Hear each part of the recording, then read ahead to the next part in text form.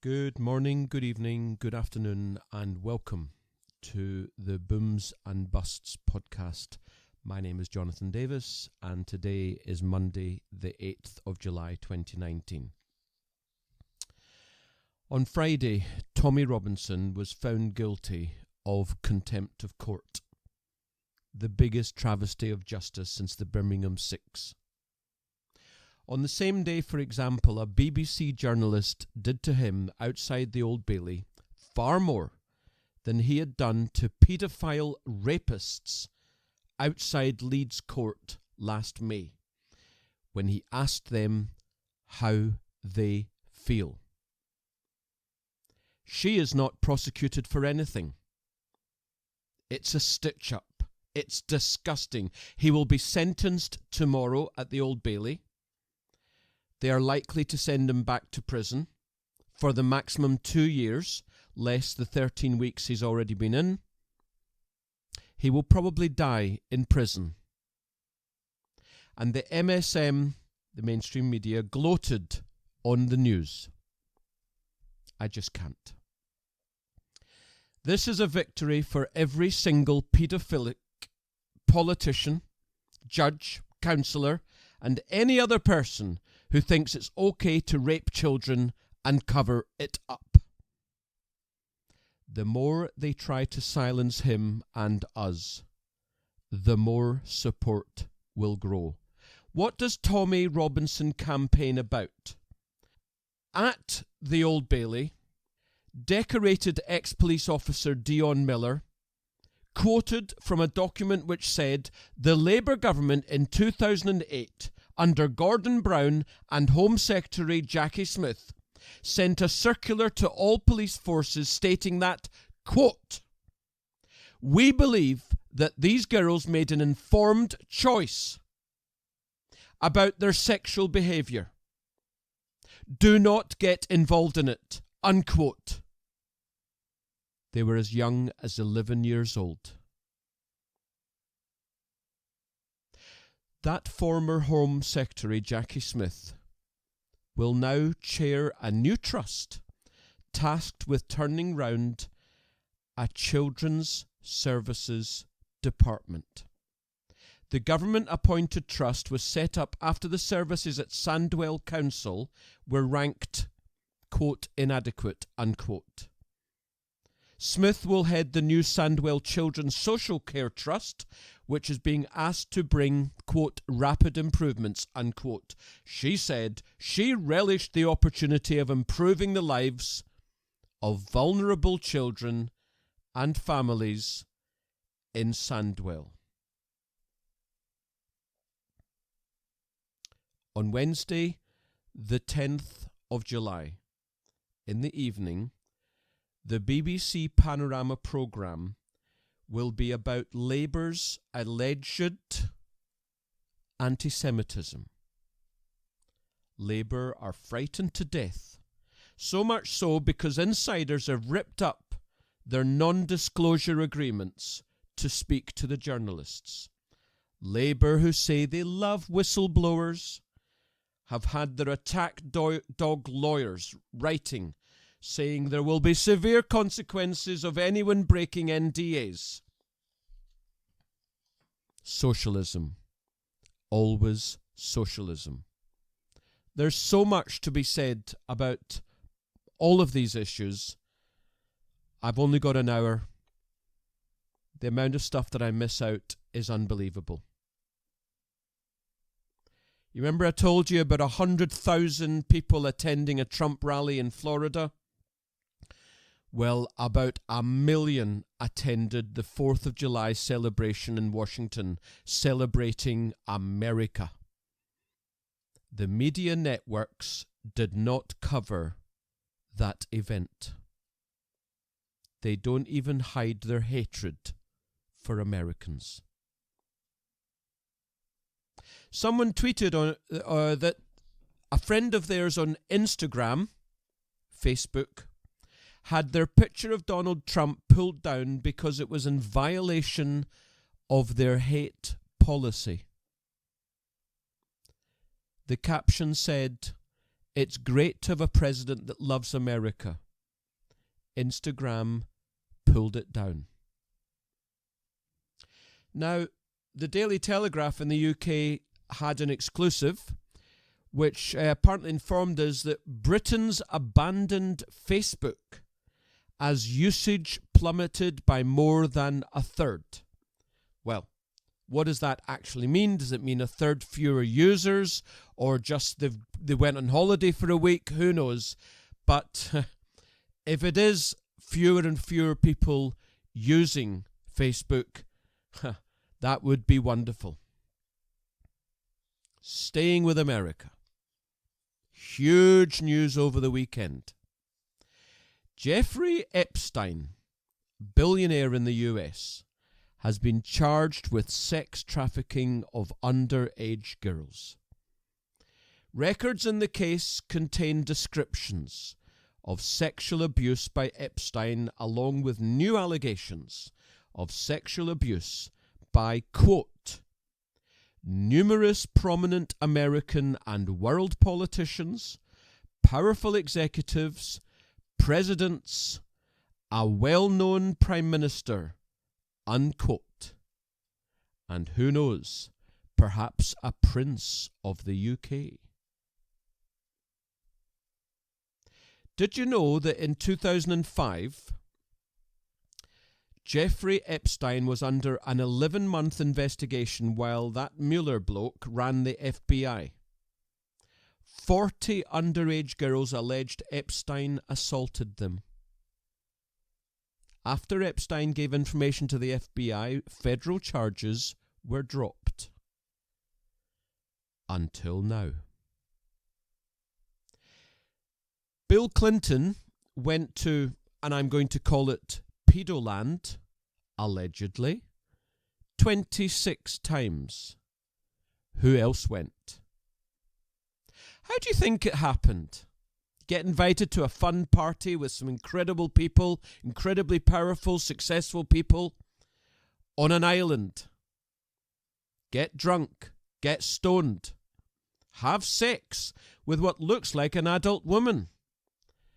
Find out later some very bad people filmed you having sex with what turned out to be an underage girl. Do their bidding until you're dead? Drain the swamp, President Trump. Drain the swamp. Back to the UK. Grooming gang members who sexually abused a 12-year-old girl have been sentenced to a collective 27 years in prison.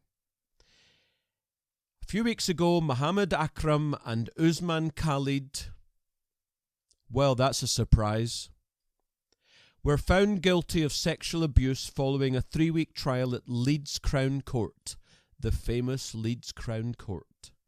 Their target was picked up by a grooming gang at the age of 11 and was raped numerous times over a number of years. She was 12 when Akram, 33, abused her for the first time, with 31-year-old Khalid's single assault of the girl happening when she was also 12. Khalid was sentenced to 5 years and Akram 22 years to run concurrently to the 17-year sentence he was already serving. The pair are the latest to be jailed following investigations by West Yorkshire Police as part of Operation Tender Sea. As regards Rotherham, the National Crime Agency is currently investigating more than 420 suspects in an, quote, unprecedented, unquote, operation. Just think about that. What needs to be going on for there to be hundreds of suspects? What level of cover-up, what level of knowledge in society, in the community, is being deliberately shielded from, I was going to say the authorities, but the authorities didn't care for 15 years. In fact, the authorities were told not to get involved.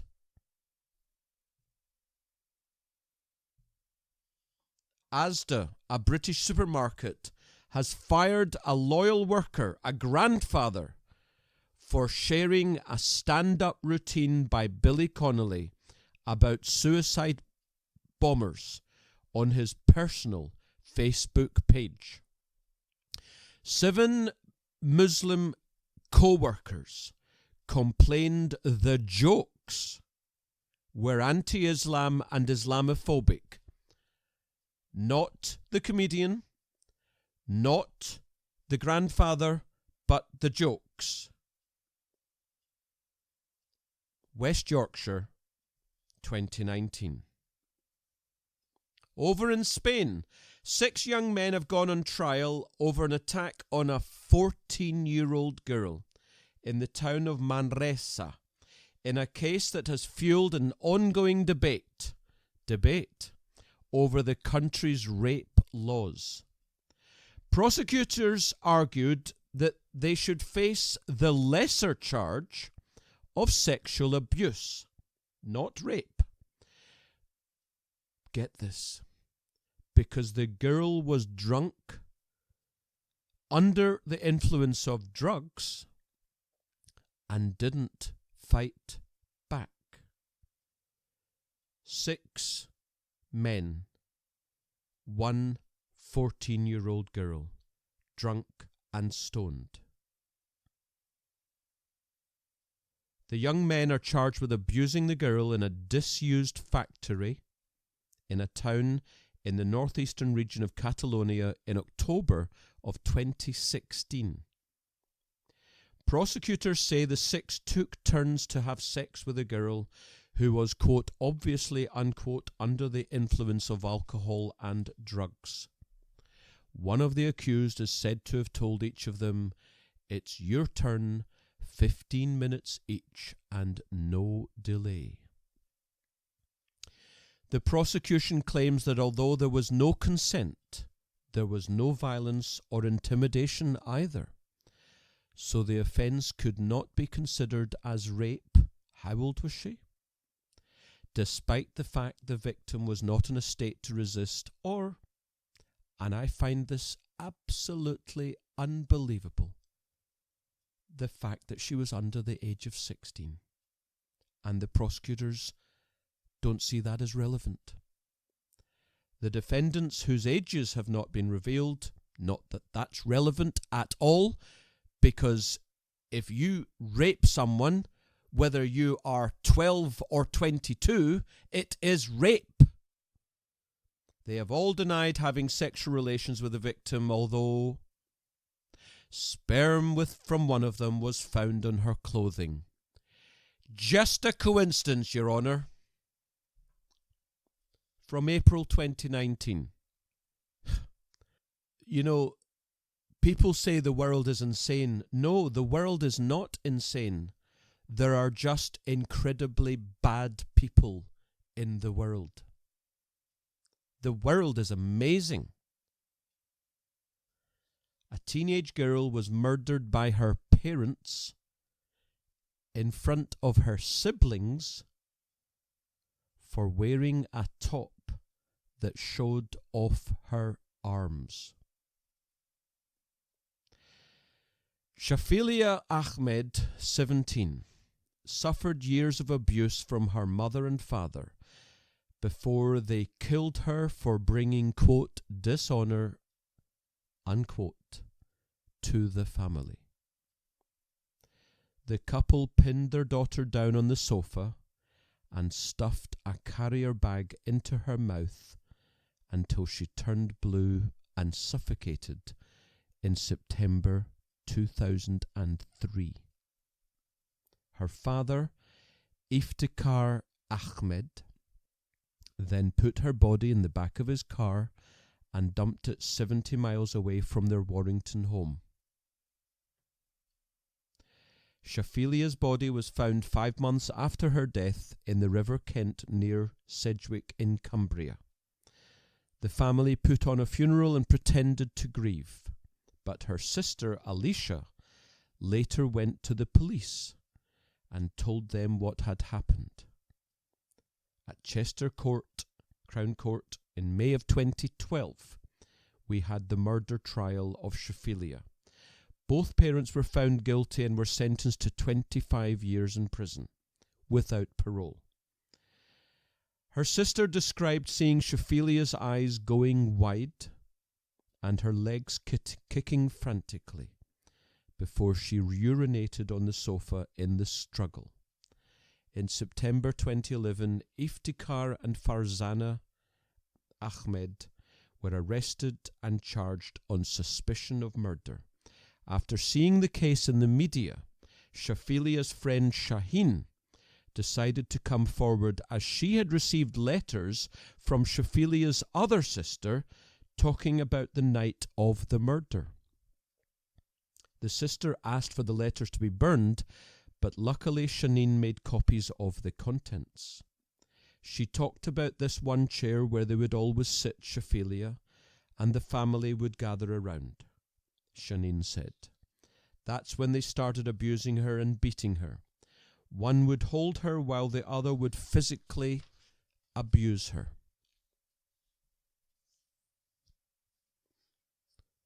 Culture, innit? Culture. It's culture, innit, mate? It's culture. Slightly positive, or greatly positive, I should say. India ruled last week that sex with a child bride is always rape. Well done, India. On June the 21st, 2019, a pregnant woman with a mental age of 6 to 9 was announced to be given an abortion, a court ruled. The woman, in her 20s and 22 weeks pregnant, had been diagnosed with moderately severe learning difficulties and a mood disorder. Mrs. Justice Levin, the judge, analysed evidence at a hearing in the Court of Protection where issues relating to people who lack the mental capacity to make decisions are considered. The judge decided a pregnancy termination would be in the unnamed woman's best interests, despite objections from her mother. The NHS Trust, which has been caring for the woman, had called for doctors to be allowed to perform an abortion, with specialists saying a termination was the best option. But the woman's mother, get this, a former midwife, was against abortion and said she could care for the child with help from her daughter. On Monday the 24th of June, appeal judges ruled that doctors must not be allowed to perform an abortion to this pregnant, mentally ill woman. The 3 appeal judges overruled the decision after the woman's mother challenged it.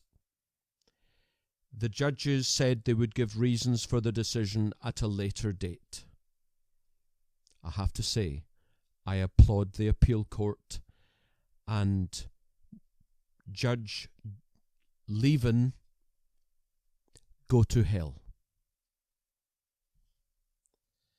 So, the European Council has picked the EU's next set of leaders. Behind closed doors, with zero input from ordinary European people. In an utterly undemocratic process. We have new presidents in the EU, a new foreign minister, etc., etc. The European Council picked the EU's next set of leaders. You haven't elected them. You've probably never heard of them. They haven't been interviewed or scrutinised by the media. But if you question whether this makes sense or not, you're the fascist or you're stupid. Have you got it yet?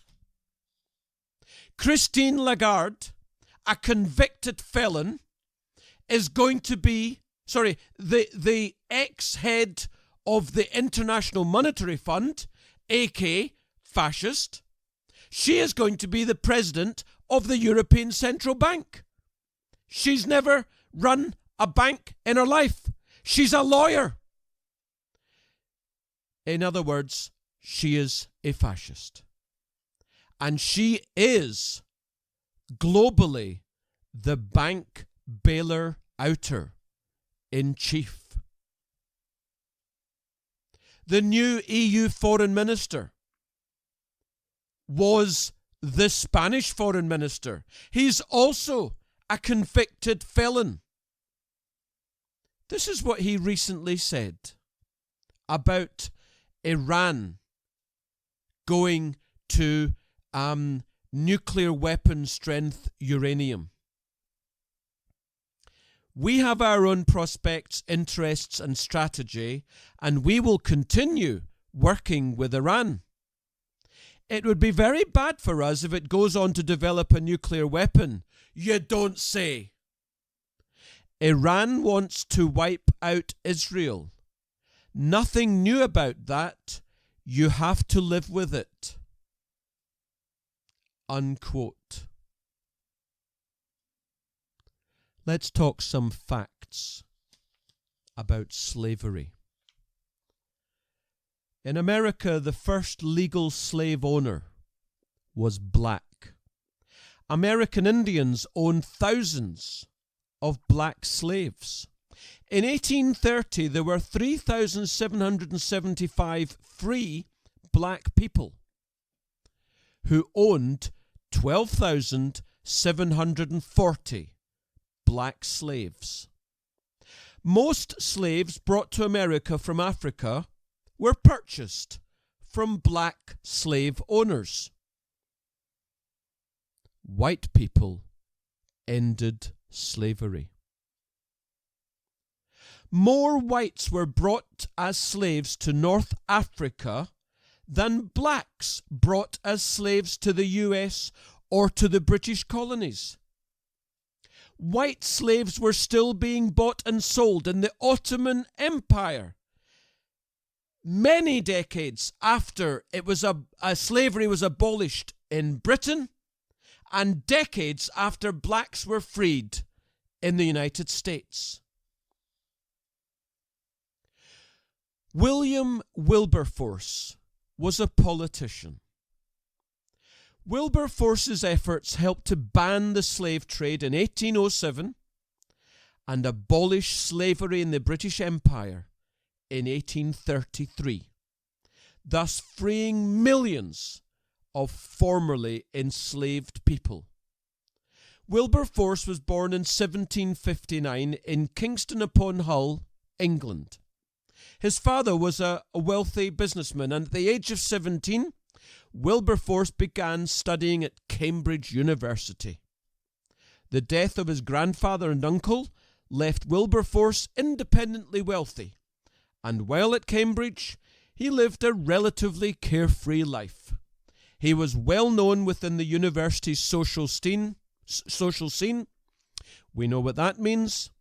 And he became friends with William Pitt the Younger, who later became Prime Minister. After graduating in 1780, Wilberforce decided to seek political office, and at the age of 21, he became the Member of Parliament for Hull. It's good life. He was independent of any political party. In his first 4 years in Parliament, Wilberforce admitted he, quote, did nothing to any purpose, unquote. Similar to his university days, Wilberforce was known in many social circles, I'll bet he was, and was fond of drinking and gambling. In 1785, Wilberforce travelled to Europe with his sister and mother for a vacation. During his time abroad, he read Rise and Progress of Religion in the Soul. This book had a profound impact on Wilberforce's life. He embraced evangelical Christianity. He lost interest in card games and drinking. He began to get up early to read the Bible, and he decided to commit his future life to work in the service of God. Thereafter, his political views were guided by his faith and his desire to promote Christian ethics, and so began his lifelong concern with social reform. In 1786, Wilberforce began to play an active role in the abolitionist movement. In 1787, he wrote in his journal that God had set before him the objective of suppressing the slave trade. A group of evangelical abolitionists, known as the Clapham sect, soon acknowledged Wilberforce as their leader. In 1789, he introduced 12 different resolutions against the slave trade to the British Parliament. Even though he was often supported by Pitt and famous Member of Parliament and philosopher Edmund Burke, Wilberforce's measures failed to gain majority support. Wilberforce remained resilient and introduced anti-slavery bills in 1791, 92, 93, 97, 98, 99, 1804, and 1805. All were defeated. After the death of Pitt in 1806, Wilberforce tried once more, but this time, rather than calling for an outright ban of slavery, he strategically pushed a bill that would make it illegal for slave owners to trade slaves with the French colonies. Who were they at war with? The bill passed, and this smaller step worked to undermine and weaken the power of slave ship owners, thus making it easier for Wilberforce to pass more significant legislation in the future. A year later, 1807, he managed to pass the Slave Trade Act through both Houses of Parliament. However, the 1807 Act only banned slave trading, and many slaves continued to be held in bondage. For the remainder of his life, Wilberforce campaigned for the rights of slaves, and despite failing health, he remained integral to the abolitionist movement. In 1825, Wilberforce declined a peerage and resigned his seat due to health reasons. On the 26th of July, 1833, the Whig government under the leadership of Earl Grey, I could do with a cup of tea, could you? Yep, thank you.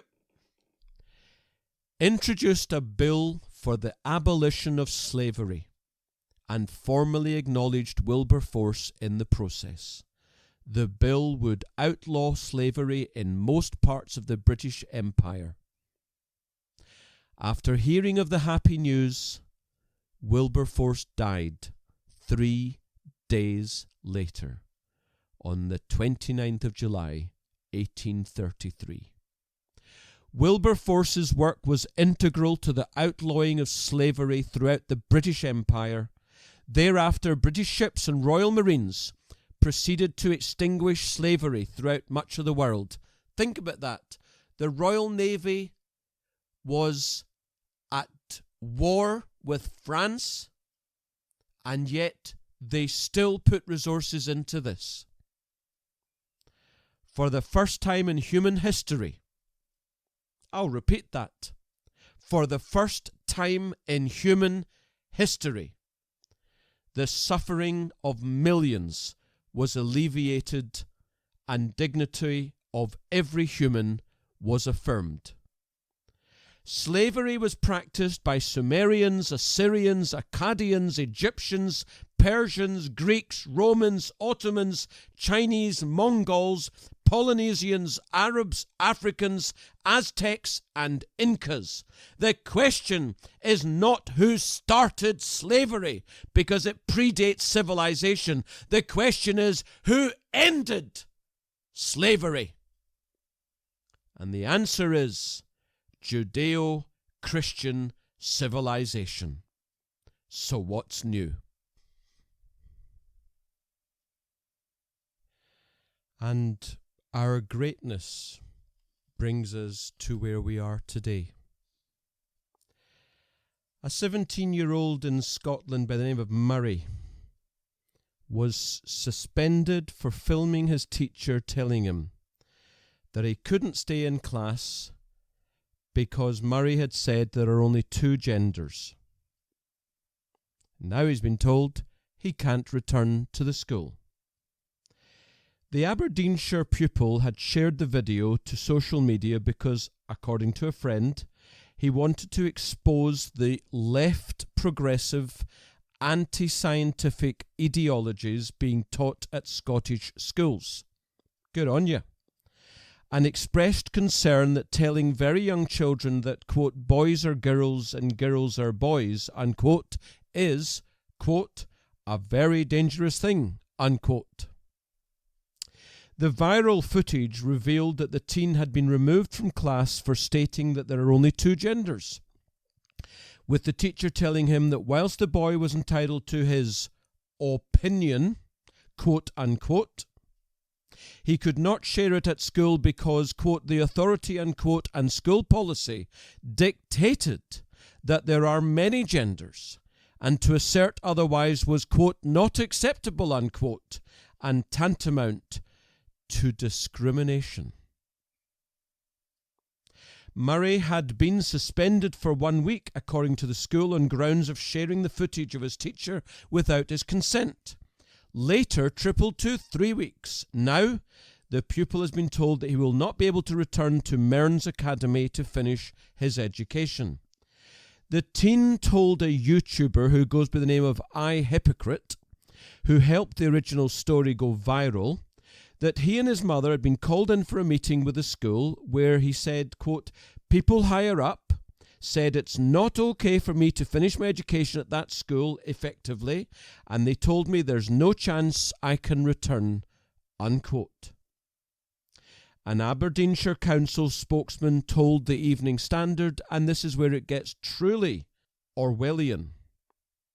The young man in question has not been permanently excluded from Mearns Academy, but rather at the age of 17 has reached the end of his time in compulsory education.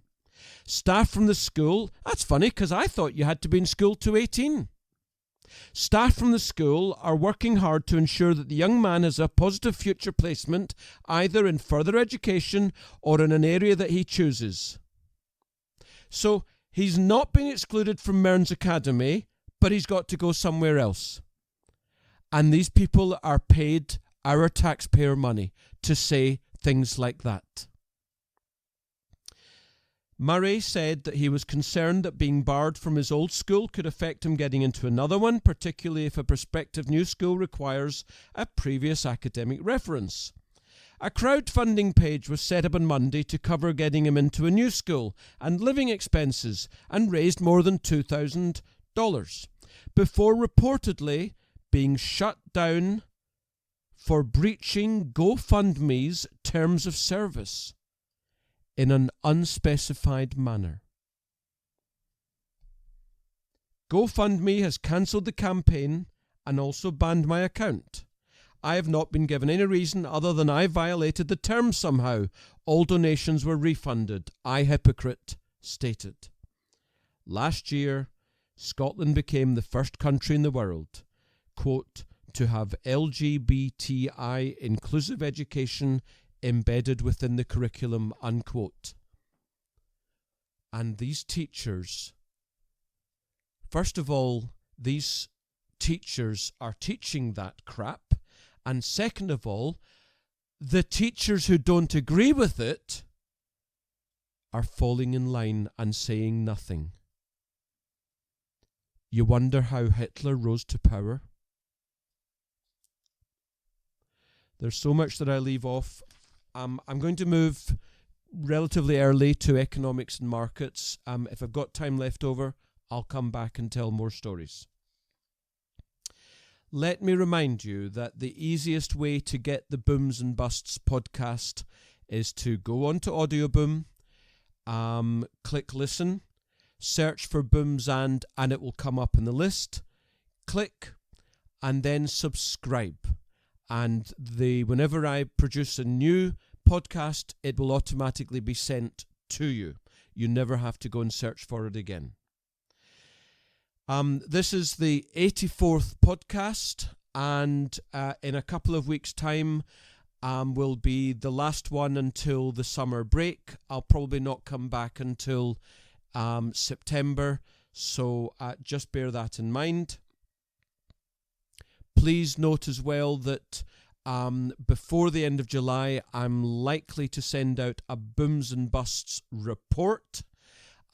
If you're not on the list to receive, please send me your full name and email address, and you will receive it from then on. You will never be junk mailed, I can assure you of that. I've done some national media in the last couple of weeks, and the one that I'm going to now play to you was Jeremy Vine's Radio 2 show, where they had me on with a Tory MP who's actually part of the in crowd in adding up the votes for who is going to be the next leader of the Tory party and therefore, of course, Prime Minister. A guy by the name of Nigel Evans from, I think, Cheshire, which is in the northwest of England. Well, you listen to it. We're speaking to Jonathan Davis, economist and wealth advisor, who says the candidates should stop buying votes with our money, and Nigel Evans MP, who, well, you are backing Boris Johnson, Nigel, but more broadly, you think that they're well within their rights to be making these promises, both of them. Yeah, I think we're sort of in what I would call a mini general election here. I've got to say, Jeremy, as you know, I've still got the scars of the 2017 general election manifesto still on my back. I was very critical of Theresa May for putting the Grim Reaper on the front cover of our manifesto then, and if only we'd had something like what both Jeremy Hunt and Boris are now pledging, then we would have won that general election instead of being in the minority. Okay, I think both candidates now are probably looking to see how they can win over not just Conservative Party members, but also laying the foundations for that election. I understand. Jonathan Davis, you're looking at all these numbers being sprayed around. You're not impressed? Well, indeed, and Nigel Evans there, good guy generally, but he loves spending our money, as do the leadership contenders, the prime ministerial contenders. There's our money, as Tim Jones said, your man, he said there's only two ways that governments can raise money. It's either by raising taxes or raising borrowing. Clearly, they're not going to raise taxes here, so they're going to raise borrowing. Can they not just print money?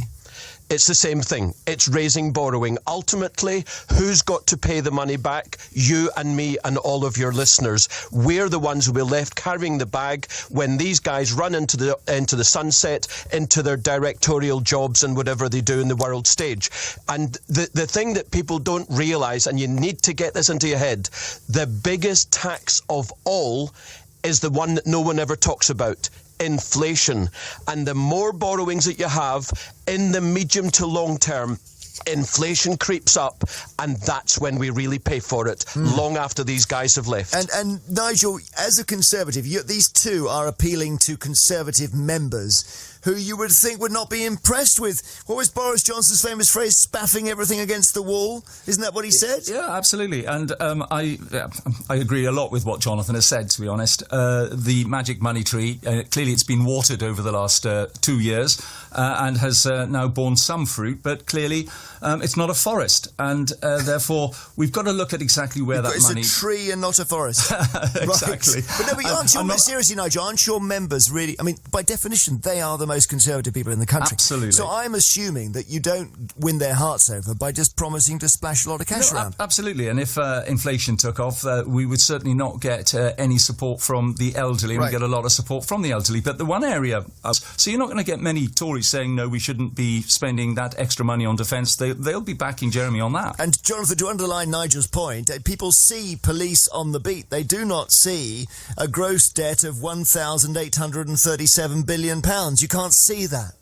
And you've just summed up democracy. You've just summed up politics. For the last 100 years, when the politicians got it into the head that all they have to do is promise more and more and apparently charge less and less, that's how they get elected and re-elected. That's their primary objective. And to Mrs. Thatcher wouldn't have been elected on that basis, though. Well, isn't it interesting that in a manifesto or a set of policies of spending restraint, borrowing restraint, prudence, treating the government finances like a household finances, she got re-elected twice. And it was hugely popular. And indeed, I'm glad you brought that up, because the last time the United Kingdom was truly economically prosperous was the 1980s. And since then, all they've done is ramped up spending, ramped up borrowing. You realise we're now at £2,000 billion worth of debt.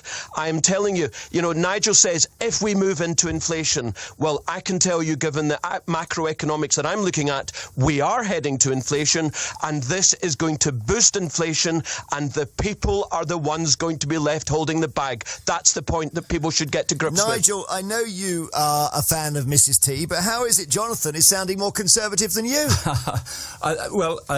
He does rather, doesn't he? And you're quite right. She is my heroine and one of the reasons why I'm in politics. But the reality is, of course, this isn't all going to happen tomorrow. And if it did, then I think Jonathan's warnings and predictions could be right. But a lot of this is going to come as and when we can afford it. As you know, when we pledged to raise the thresholds before people paid income tax to £12,500. That didn't happen on day one. It happened over a period of years. And so a lot of this is going to happen as and when. So it's not the need for inventing more magic money trees out of nowhere. It is got to be prudent, sound economics as well. It's got to run side by side. We'll leave it there. Nigel Evans MP, who's backing Boris Johnson, but speaking out for both candidates there about their right to offer to spend money. Jonathan Davis, economist, wealth advisor, who is very, very uneasy about it indeed. So what did we hear? We heard a Thatcherite who loves spending other people's money.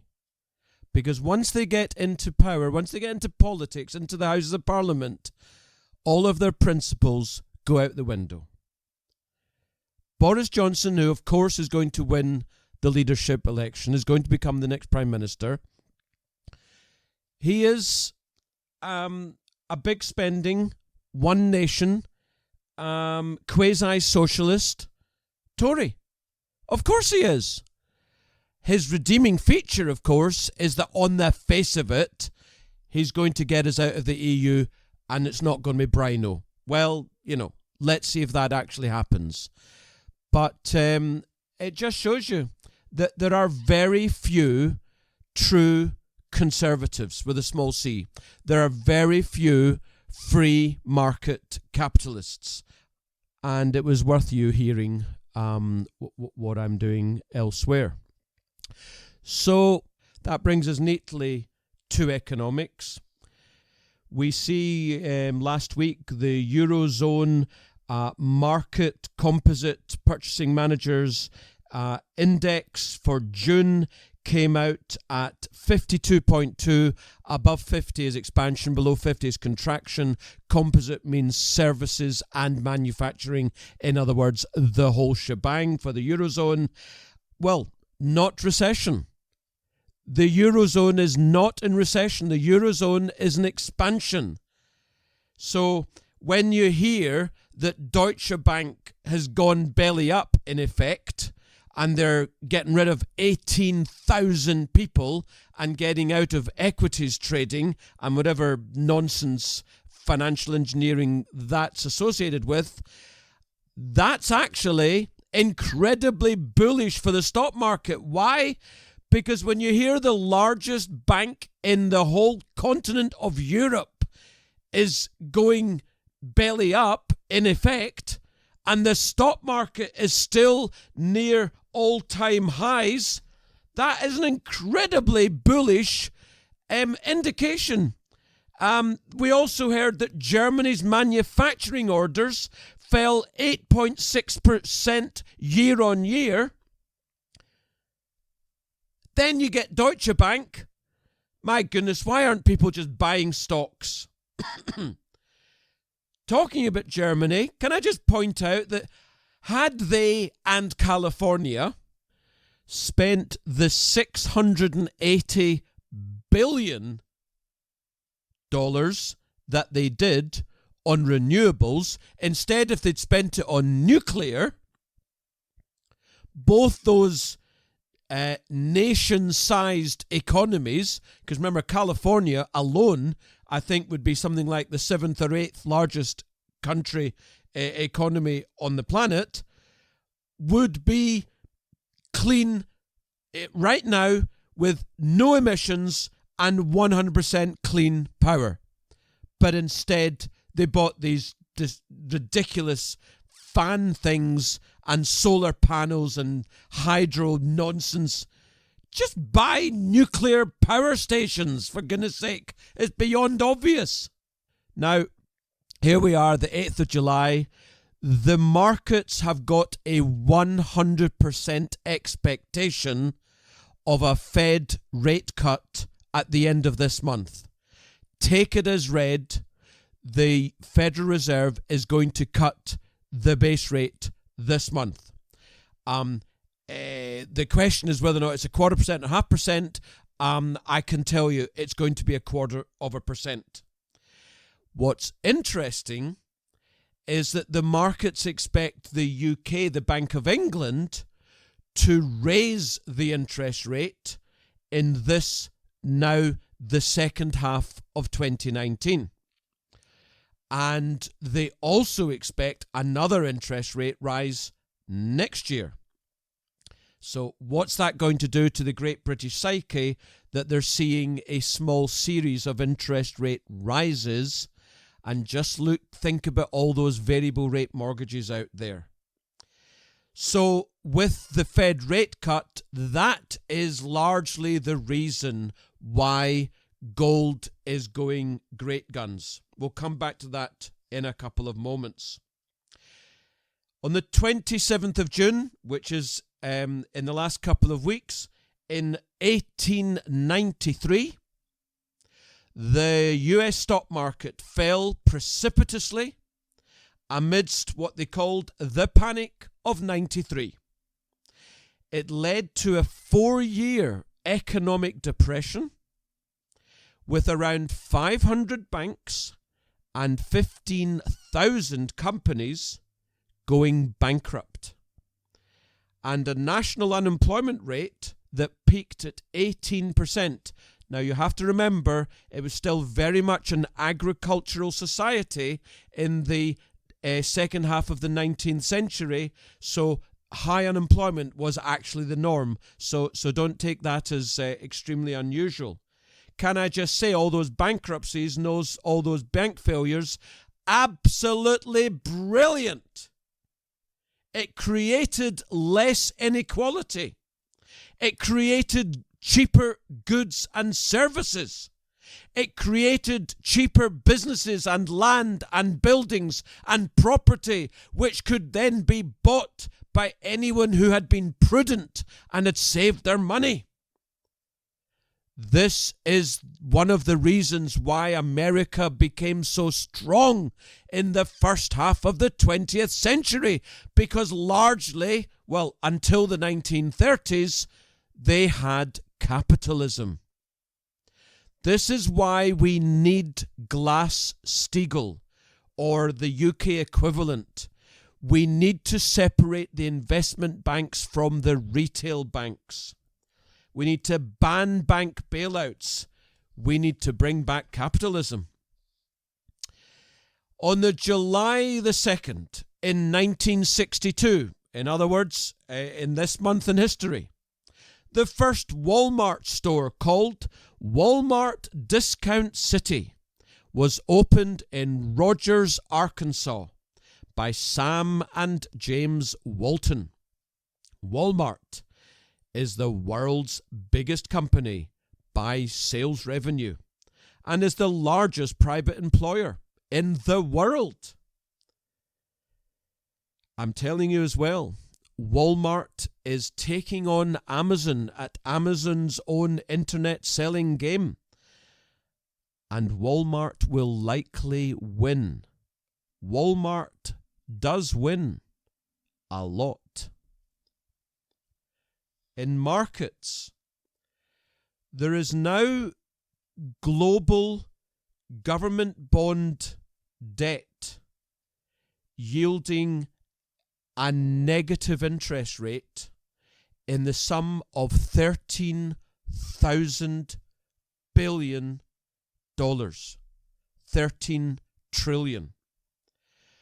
And when I look at the surveys of investor sentiment, they are at extreme levels. According to the Bank of America Merrill Lynch survey, bullish sentiment level is back to where it was at the peak in 2016.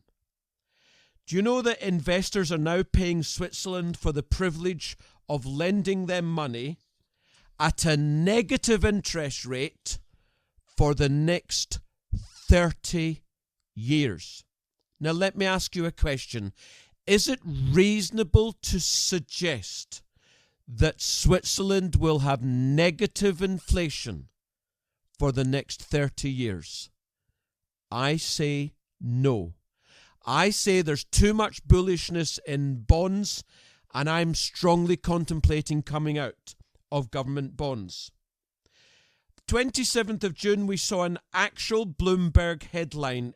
When it talked about Glencore is, in effect, the largest mining company, commodity miner in the world. This was the headline. Glencore confirms 19 dead at Congo mine. No impact on output. The latter point was the point that they thought was important. Our mainstream media. Talking about commodities, the Australian dollar is a very important currency for commodities. When the Aussie dollar is strengthening, you know that commodities are strengthening and vice versa. And it looks to me very much as if the Aussie has double bottomed against the US dollar vis-a-vis the bottom in 2016. If indeed the Aussie strengthens from now, which I believe it will, commodities are going to soar. Coffee. You know when you go to your coffee shop and you're paying £2.50, £3, £4 even for a cup of bloomin' coffee? Are you thinking, oh, it's expensive, but then again, you know, inflation and coffee goes up, doesn't it? Coffee's been going down for nearly a decade. In 2011, coffee was, $300 a ton? Do you know what it is today? 100. It's been going down since 2011. That's why there are so many coffee shops, because it's so cheap to buy coffee. I told you I would come back to gold. As I said last time, gold broke up above 1380. It shot up to the 1440s. And what happened next? We've had a retest. It was a successful retest. And as I speak, on Monday evening, the 8th of July, gold is just shy of $1,400. Above 1380, you can buy it till the cows come home. It's in a bull market, there's no question. 2,500 easily, I would say, by 2025, and maybe even double that. I would say 5,000 within 10 years, and that's in dollars. We're at £1,100 per ounce. I think we've got to be looking at £2,000 an ounce by 2025 and £3,000 or £4,000 an ounce within a decade. Imagine what that's going to do to miners. And the chart of gold in pounds is incredible. Everyone's bearish stocks. It's amazing. It's stunning, the absolute bearishness there is about stocks. And yet, it's a global bull market in stocks. I don't know what people are doing. It's remarkable.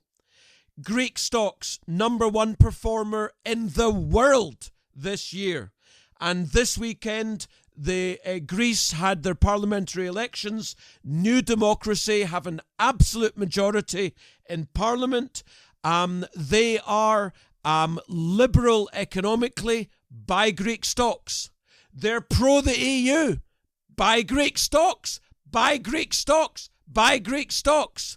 Because being pro the EU when you need to be is going to be helpful. The Nazi party, Golden Dawn, they don't get into the government because they didn't make the 3%. All fascinating stuff. And I just repeat, if you haven't yet subscribed to the Booms and Busts report, well, you need to. It's an informative write-up of special investing opportunities. The last one was on Greece. Before that, we did gold. Before that, we did uranium. For a long-term investor, for your retirement, you need to read the B&B report. Neil deGrasse Tyson, he said something very, very smart. One of the biggest problems with the world today is that we have large groups of people who will accept whatever they hear on the grapevine just because it suits their worldview. Not because it is actually true or because they have evidence to support it. The really striking thing is that it would not take much effort to establish validity in most of these cases, but people prefer reassurances to research. Magic. Naturally, the common people don't want war, neither in Russia, nor in England, nor in America, nor for that matter in Germany. That is understood. But the people can always be brought to the bidding of the leaders. That is easy. All you have to do is tell them they're being attacked and denounce the pacifists for lack of patriotism and exposing the country to danger. It works the same in any country. So said Hermann Goering during the Nuremberg trials. What do you think Facebook, Google, YouTube, Instagram, the BBC, Channel 4, CNN, the Financial Times, The Times, The Guardian, the New York Times, the Washington Post, what do you think they're doing to us? And on that note, some heavy, depressing issues discussed today, but as ever, I've had a blast discussing them with you. I'll see you next time.